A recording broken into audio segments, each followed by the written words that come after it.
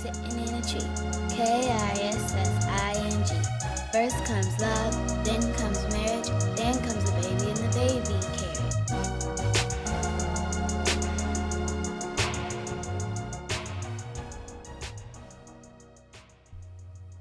Hey y'all, welcome back to the 4th episode of First Comes Love, Then Comes Marriage podcast. My name is Lindsey Jackson. And I'm Aaron Jackson. And on this episode, we'll be talking about what's your type and sensitive subjects. So listen in. Let's go.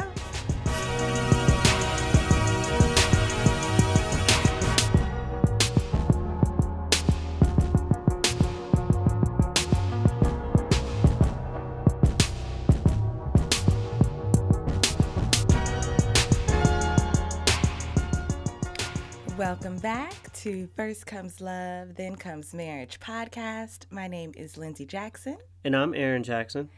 And we have been sharing some fitness workout partner videos of ourselves on Instagram at First Comes Love TCM.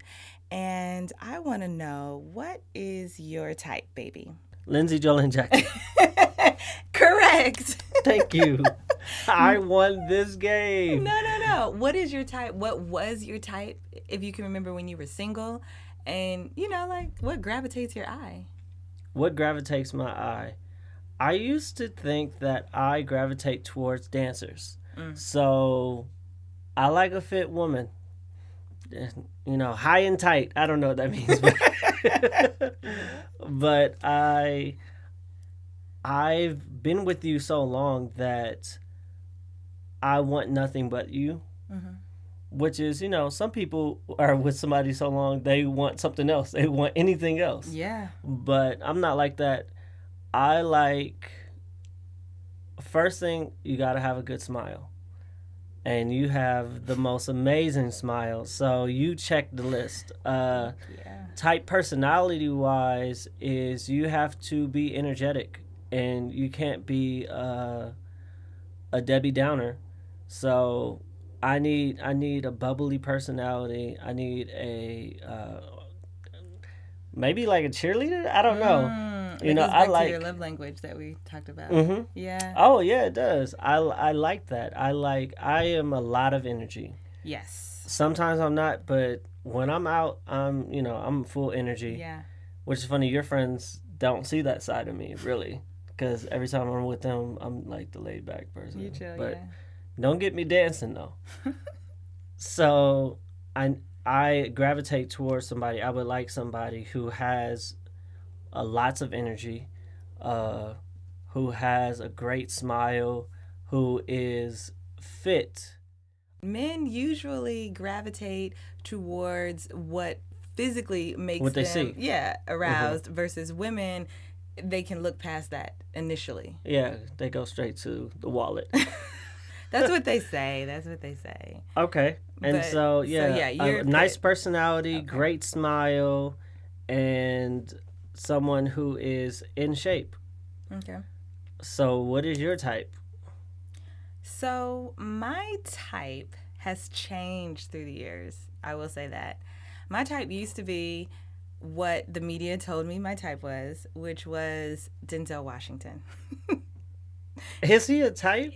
He was the type. He was tall, dark, and handsome. So I wanted a tall, dark, handsome man. I remember when I was a teenager, I don't know what I was thinking. But I just was like, this is the type of man I'm supposed to have because this is what the media says I'm supposed to have. And so, just being around older women, them saying, oh, Denzel, that's what I thought. But my type is you. Thank you. It took you long enough. I just wanted to preface it with, you don't always know what your type is. You don't always know what you're looking for. My type personality-wise is corny and loving and affectionate. And that's what you are. You're about to corny. Say, I don't know where you were about to go with that, but it seemed like it was about to be a plethora of insults. Like, corny is not an insult. See, this is the thing. I I have a naivety about me that works with someone with a corny personality. I like those like cheesy, romantic, give me a bear for Valentine's Day. Every woman is different. I like flowers. I like hearts. I like those things, and I'm not ashamed that I do. So, a man who is a little bit on the rougher side, or playing games, or playing hard to get, or all those things, it wouldn't work for me. And you came with the love. You were like, I like you, and what's your favorite candy? And you bought me Starburst for Valentine's Day, and it was just like, these are the things. Remember that I one? remember Wow. that. I remember that Valentine's Day because you wrote me a poem, and it came with a picture of you framed, and then like a box full of Starburst candy. That was our first one? With the afro picture? Yes, the afro picture, because you had all that hair. Mm. But so physically, my You type. should post that picture on the IG if you have it. I need to find it. It's somewhere here. Physically, I think that my type is definitely a man taller than me. I like to look up.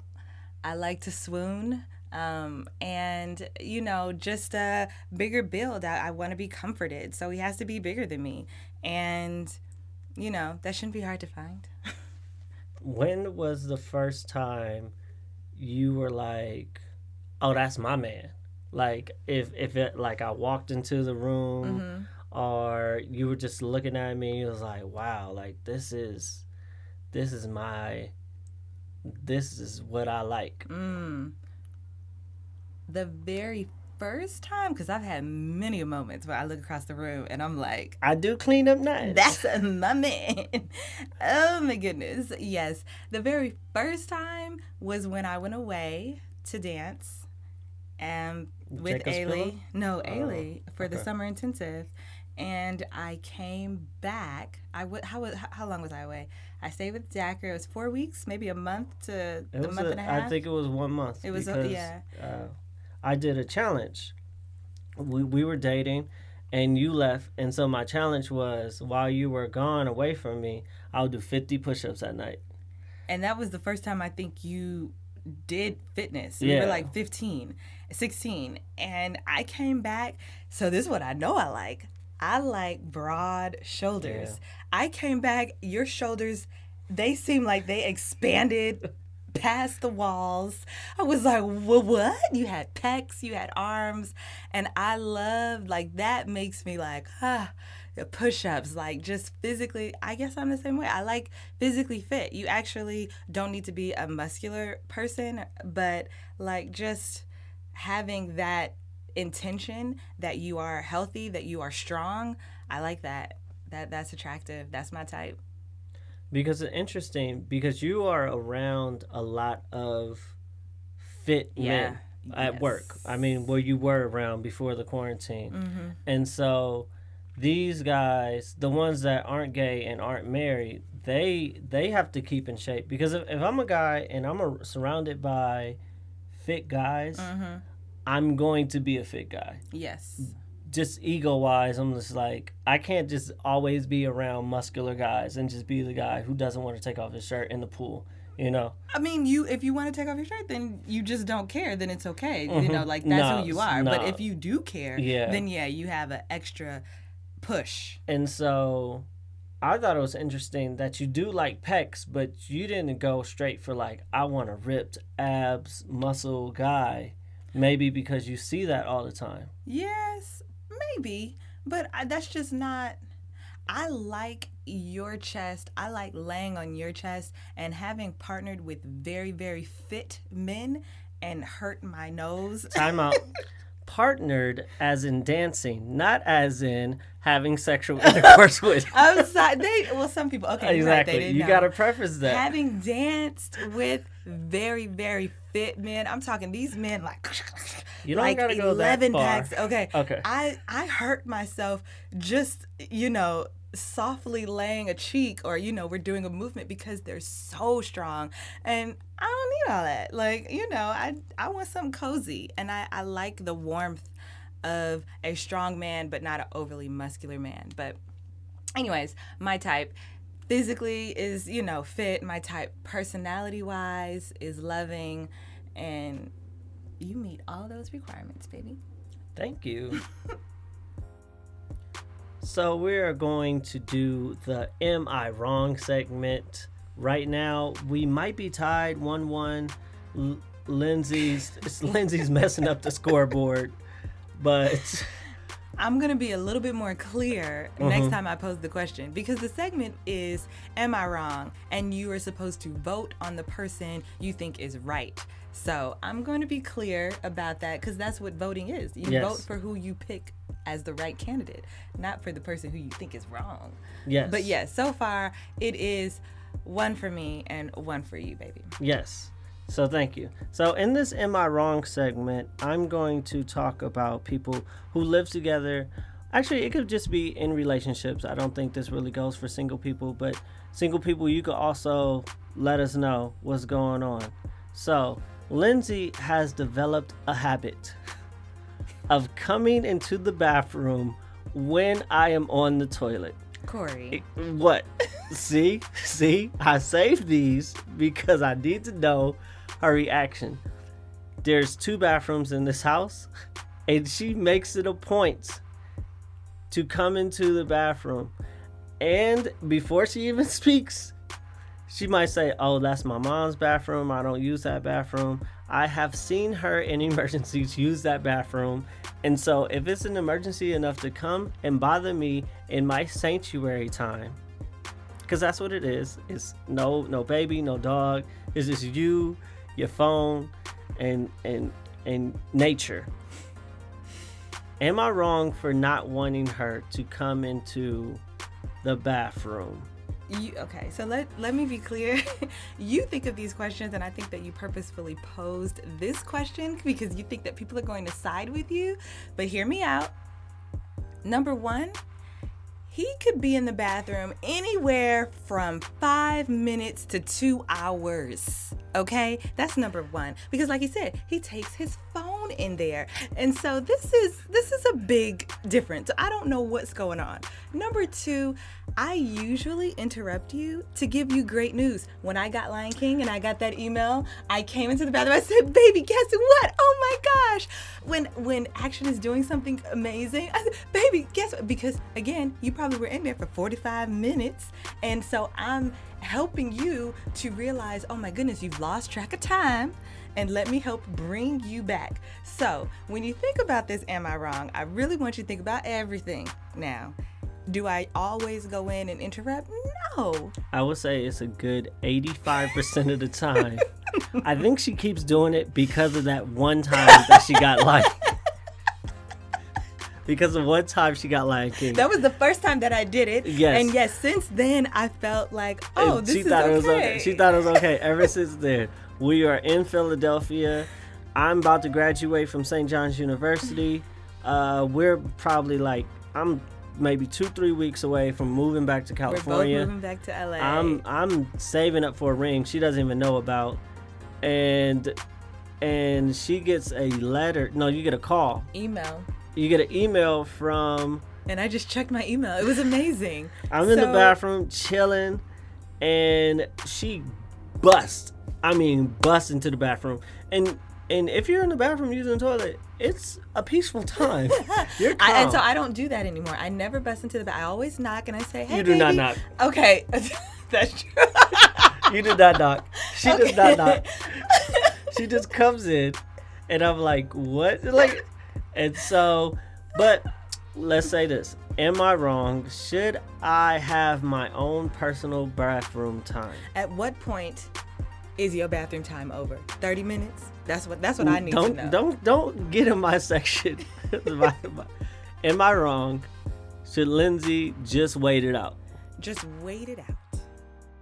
So you could put your responses in on Instagram at First Comes Love TCM. You can always call the voicemails. We need more voicemails at 347 TRU-LOVE. And also you can email us. We don't get a lot of emails either. It's let's talk at firstcomeslove thenComesMarriage.com. It's let's talk at firstcomeslove thenComesMarriage.com. And then our voicemail line for people who don't understand what true love is, TRU-LOVE, is 347 878-5683. Okay. How do you approach delicate topics with me? Or how do you motivate me to do something that I said I wanted to do and I'm just not doing it? That is very tough because you are very strong-willed. And so me mentioning something, I'll have to make sure I am 120% right. Mm-hmm. I have to be right by every account. I have to be right. And even though I'm right, bringing it up sometimes makes me wrong. So I also have to be very careful with that. Let's say it's something like you don't ever want to go to school again. You tell me you don't ever want to go to school again. I don't ever want to go to school again. And right now you're in school. That was a case where I was like, I mentioned it twice and then I just let you have your own decision because people do change. They tell you one thing. Yes. And it's not that I'm telling you one thing and I'm doing another thing. It's just that I have grown. And you have to recognize that growth. And so those are things where you tell me one thing and I think I'm right, but I'm actually wrong by trying to stop you from doing things. Other thing, if you're like, oh, I want to work out every day and you're not doing it, first thing I will have to do is check myself as your partner to make sure you have that opportunity to work out. Oh, does she have time? I have to try to take all your excuses away. Mm-hmm. So when I come to you and be like, hey, babe, you said you were going to work out, I don't hear well, I'm doing this with Christmas, our dog, or I have to make sure Action is doing this. Like anything that you do on a normal, I would have to, I guess, take away your excuses. Yeah. To motivate you. So I'll come back like, oh, I could watch Christmas on this time and this time, or oh, Action needs to do this. We have a schedule. Boom, boom, boom, boom. Anything like that. And so that's how I would kind of bring it up. One thing I don't like to do is harbor things. Keep it inside. Mm-hmm. It's like being mad at somebody, right? And they don't know. Yeah, being mad at somebody and they don't know. Mm-hmm. It's like you're taking poison and expecting them to get sick. Right. Because they don't know at all. And so you probably don't even recognize what you're doing. Yeah, so you have to find a way to get it out to mm-hmm. tell me. Yeah. Mm-hmm. And so I think that's it. I have to make sure that I'm helping you in any way that I can. And sometimes not bringing up the conversation is fine. You have to use your intellect in the context of what's going on in the world, Right. Timing is everything. Mm-hmm. So if I said, you know what, baby, I want to do a morning yoga every day. And I mention it to you off the cusp, and then weeks go by and I haven't done it. Mm-hmm. How do you hold me accountable to that? First thing, I'll mention it. I'll say, hey, babe, have you been doing the morning yoga? Right. Mm-hmm. That's the first thing. You have to bring it up. Yeah. Because there have been times where you have mentioned things off cuff and you weren't serious about it. Yes. It's just like, oh, this is a good idea. And some people just have good ideas and they want to say it out loud. You have to really just be like, okay, is this a serious thing or not? Does she really want to do it? And you can only push so far because you're an adult. But there's going to be a point where you have to do it yourself or not do it. Mm-hmm. And I'll know that point by your reaction to how I approach the subject. Mm-hmm. So if I'm more of a head-on type of person, let's talk about it. Elephant in the room, let's talk about it. That's how I approach it. Yeah. So, baby, how do you approach a delicate ask or motivation towards me? Yeah, that in real life, it is a sticky situation that can hurt a relationship, that can break a relationship if you have a partner who says one thing and does another, or is unmotivated and you're like, man, I'm trying to help. Like, sometimes that's how I feel, because I am supposed to be your helpmate. Like, this is the training. This is how I was taught in church. The woman is your helpmate. And so when you tell me things, which you do all the time, you say, I want to do this. I want to write. I want to run. I want to work out. You have these goals, which is great. I am here to help you bring those into fruition. And I think that I struggle with how to do that still with you.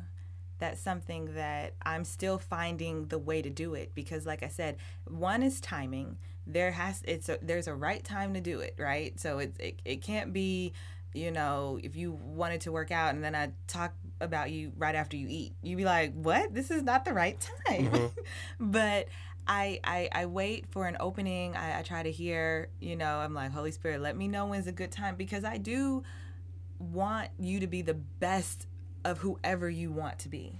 Yes. And I think that coming in with that mindset and coming in with that heart goal, and my heart, I know your heart, it's never intentional, malicious situation. Yes. Yeah. And I don't want to cut you off, but that's one of the things that you have to know about your person, is that whatever they're doing it out of love. If you have a person who's doing it out of love.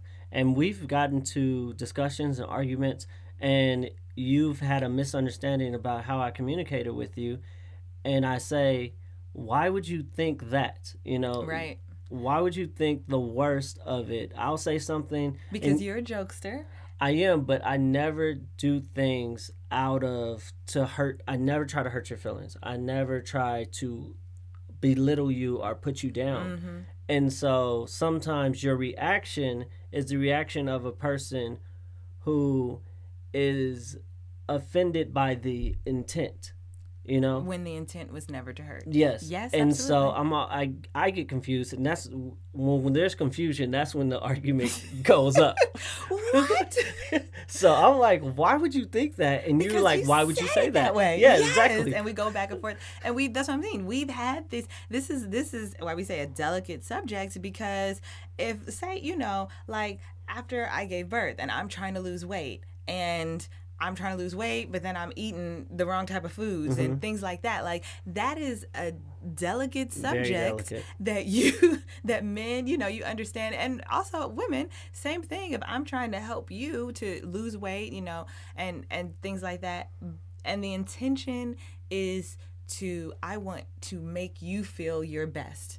And I want to help you look your best. And it's never, I need you to lose weight for me. That is never that, because we already know we're coming at it with the right intentions. Come up with solutions. Always coming up with solutions helps. And it's solutions that you are, me personally, if I'm coming up with a solution for you, I'm in that solution about 40%. Yes, I'm not just like, you need to do this. Yes, this is what I can do for you. This is how I can help. And you know what? Yes, that's a really good suggestion, because instead of me saying, why don't you set your alarm and wake up earlier? Why don't you make a list to do, instead of it's just being you, like you said, we're a partner. We're a partnership. And that's going to help you complete your goals. That's going to help me complete my goals if we do it together. Having an open and honest conversation, having the ability to have an open and honest conversation is vital. Yes. It's vital for a healthy marriage. So, that is episode 4. We're talking about That's My Type. Thank you for joining us, and let us know what you think. Let us know what your type is, I guess, because reflection is always important. And the thing about reflection is you can't do it once. It's a constant self-care to reflect and understand who you are as a person. So you can call the voicemail at 347-TRU-LOVE, 347-TRU-LOVE. That's TRU-LOVE, 347-878-5683. You can also DM us on the Instagram at First Comes Love TCM, or you can email us at letstalk@firstcomeslovethenComesMarriage.com. Thank you for listening. See you next Friday. See you next Friday.